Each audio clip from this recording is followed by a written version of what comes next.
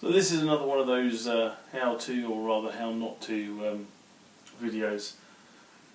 I've got some maintenance to do on my D70, so I'm going to just run you through the things I do when I go to do some maintenance on one of my keyboards. So the first thing to do when you're going to take the keyboard to pieces is look for any slots on the keyboard that may have cards in them. So there's a card, there's another card.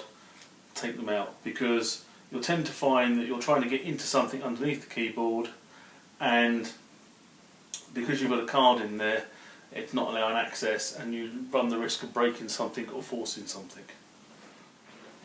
The next thing, and this sounds like a real Homer Simpson moment, is unplug the keyboard.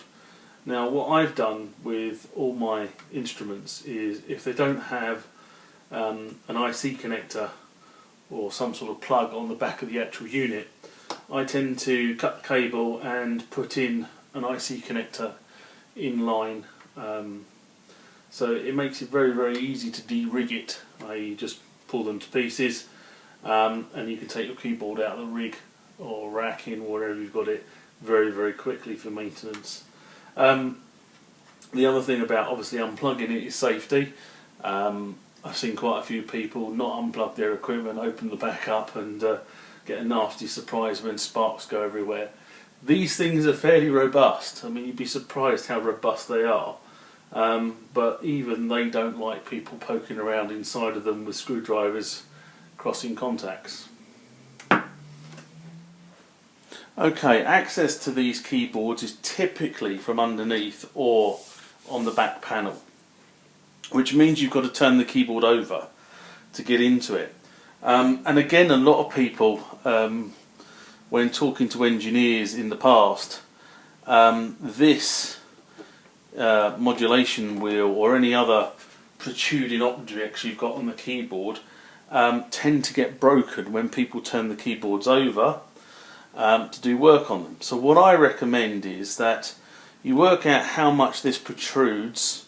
So in this case it's roughly about, what's that, 2 centimeters, and find something you can put under the keyboard that will actually bring the keyboard level up.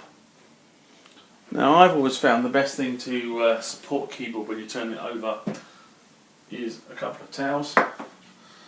They're quite good because they don't tend to scratch the equipment, and they support it quite well, quite evenly. Then you can turn your equipment over, like so.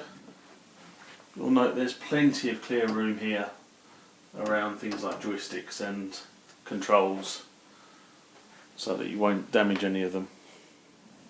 The next thing I'd recommend is you get yourself some good quality screwdrivers if you intend to do maintenance on a keyboard.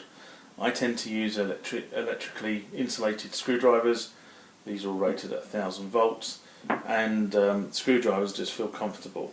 I also have a variety of different sizes of crossheads and flat blades for doing different tasks. And the reason for that is, if you look at the back of this keyboard, I'm not sure it quite shows up very well on the video, but there are a number of screws here of different head sizes. So whereas this screwdriver here fits beautifully in that one there, it doesn't fit so well in that one there. And using the wrong screwdriver head size in the wrong screw will end up rounding the screw head off, and it will be a nightmare to get out, it'll be a nightmare to put back, and it'll be a nightmare to get out next time round. So, you know, when you're doing this sort of exercise, you know, do make sure you've got a maintenance kit that's got a broad breadth of screwdrivers. The other thing I've seen people do, and some engineers are the worst at this, is they use flat blade screwdrivers in posi drive holes, which may get the screw out and you may get the screw back in, but it does damage the screw head. And after a couple of goes of doing that, what you'll end up with is again a rounded off screw head that you can't get anything out of. So top tip, right screwdriver for the right screw.